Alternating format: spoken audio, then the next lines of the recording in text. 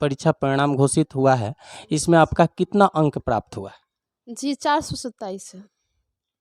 427 अंक, तो ये तो करीब 86% के आसपास नंबर हुआ। इतने अच्छे और वो कोशिश करता है कि हम इससे भी बेहतर करें, कि हमको आज कोचिंग सेंटर के संस्थान के द्वारा पुरस्कृत किया जा रहा है, कल स्टेट के द्वारा किया जाए, देश के द्वारा किया जाए। इससे बड़ी खुशी की बात क्या है? चलिए, बहुत-बहुत धन्यवाद। आप जो अंक आपका कितना अंक अभी इस इंटरमीडिएट बिहार माध्यमिक परीक्षा में आपका जो अभी परीक्षा परिणाम घोषित हुआ है, इसमें आपका कितना अंक प्राप्त हुआ? जी 427 है।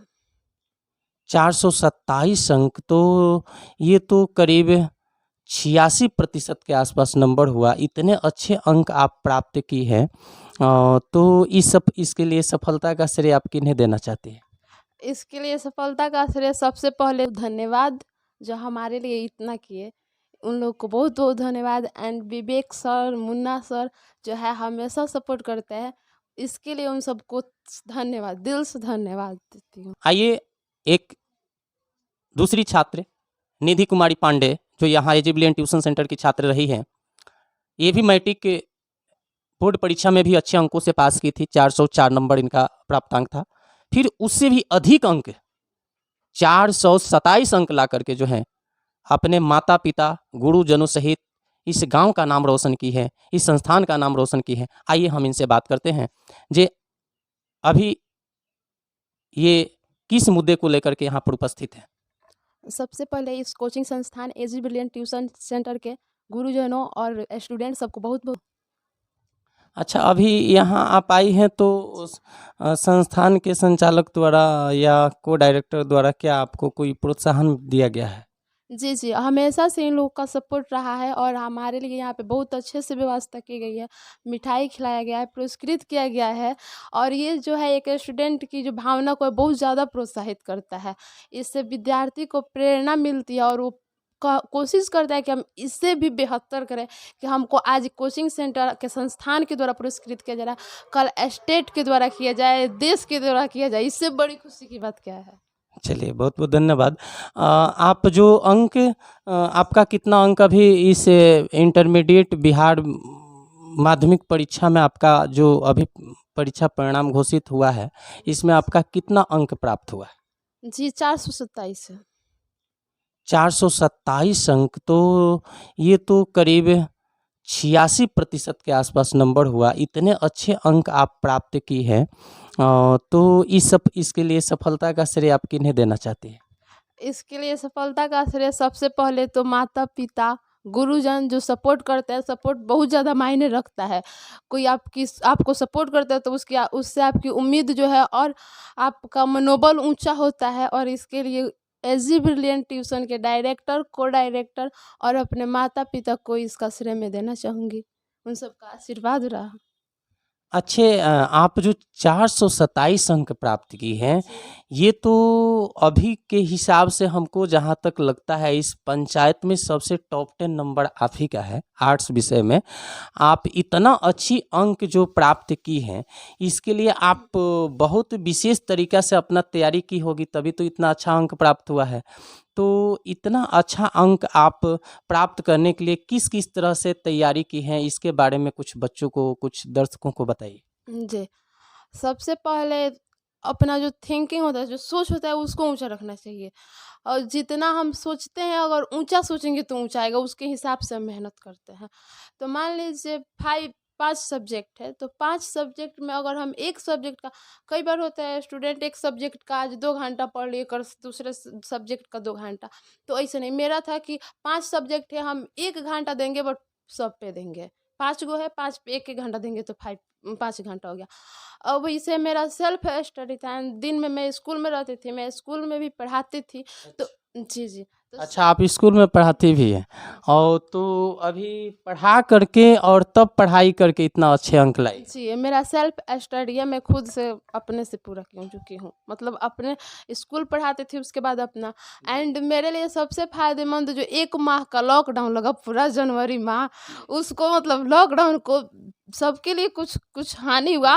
अच्छा, यानी कि लॉकडाउन सबके लिए आपदा था और आपके लिए वो अवसर में बदल गया। जी, हाँ। मेरे लिए सबसे इम्पोर्टेंट 1 माह का मुझको ये लगा कि मेरे लिए 1 माह टाइम है, इस दिन में तो टाइम मिलता नहीं है स्कूल में, 1 माह में मैं जो कर लूँ। तो ये समझिए ना, दिन में जितना टाइम बच गया खाने-पीने से, मैं पूरा दिन पढ़ती थी बैठ के।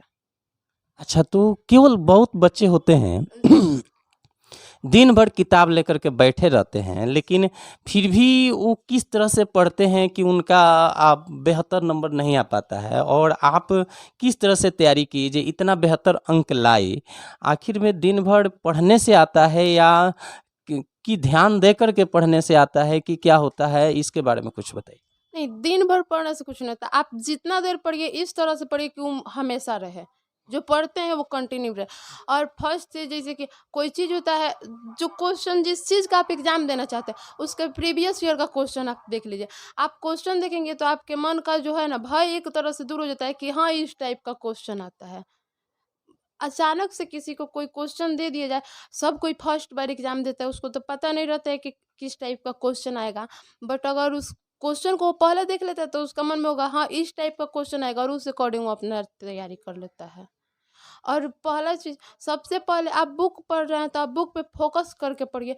कई बार होता है बुक के बाहर का क्वेश्चन बच्चा देख लेता है, बट क्वेश्चन अंदर से रहता है। जैसे कि इस बार हम लोग का जो था, हिंदी का पूरा अंदर से क्वेश्चन था, आर्ट्स स्ट्रीम से।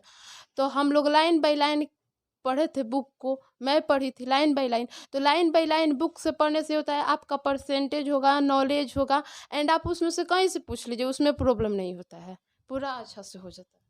अच्छे यानी कि आप बुक से विशेष तौर पर तैयारी की थी और गेस गाइड का प्रयोग कम की थी।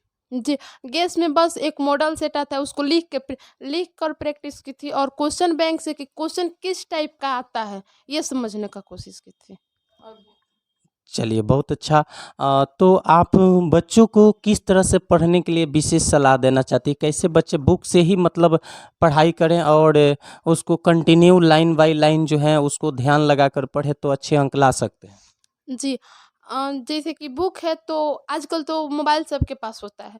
तो मान लीजिए किसी भी बुक, किसी भी चैप्टर का अगर आपको खुद से पढ़ने का मन है, तो आप उसका वीडियो देख लीजिए, एक्सप्लेनेशन वीडियो। और उससे क्या होगा कि देखा हुआ चीज़ याद रहता है, उसमें जो भी बोला जाएगा वर्ड वो याद रहेगा। और अगर आपको मोबाइल से पढ़ने का मन है तो आप बुक से पढ़ लीजिए।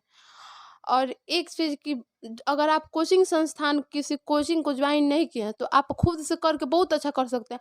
बशर्ते कि आपके मन में होना चाहिए कि हाँ, हमको टॉप करना है, और उसके लिए आप कंटिन्यू मेहनत कीजिए, और पर सब्जेक्ट पे, एक पे नहीं, पूरा सब्जेक्ट पे समान फोकस कीजिए, क्योंकि आपको ऑल सब्जेक्ट में टॉप करना है।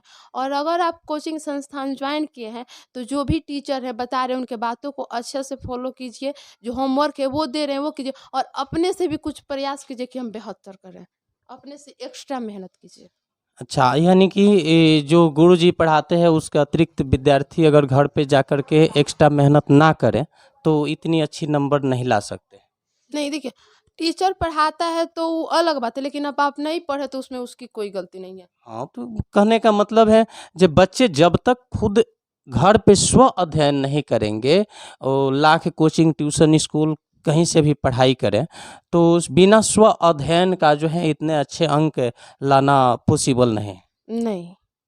चलिए, तो आप सभी ने देखा जे कैसे निधि कुमारी पांडे ने जो है इस इस गांव का नाम रोशन करते हुए अपने माता पिता गुरुजनों और संस्थान का नाम रोशन की है, और ऐसे ही आगे बढ़ते रहें। ऐसे हमारे चैनल की तरफ से इनको बहुत बहुत शुभ आशीर्वाद और मंगल कामना है, इनके उज्जवल भविष्य की शुभकामना है। ये जो है अपने जीवन में सर्वोच्च पद को सुशोभित करें, यही हमारे चैनल की तरफ से इनको शुभकामना है, मंगल कामना है। धन्यवाद। चलिए, बहुत